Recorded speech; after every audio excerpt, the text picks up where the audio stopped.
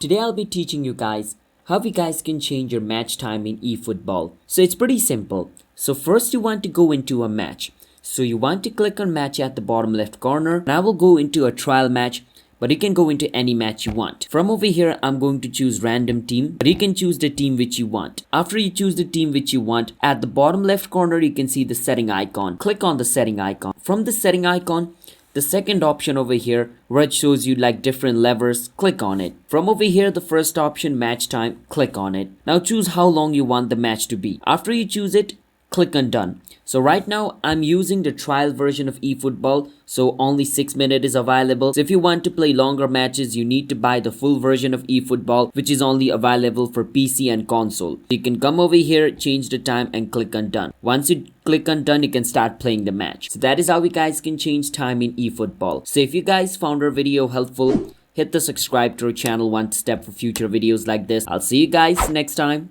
Bye bye until then.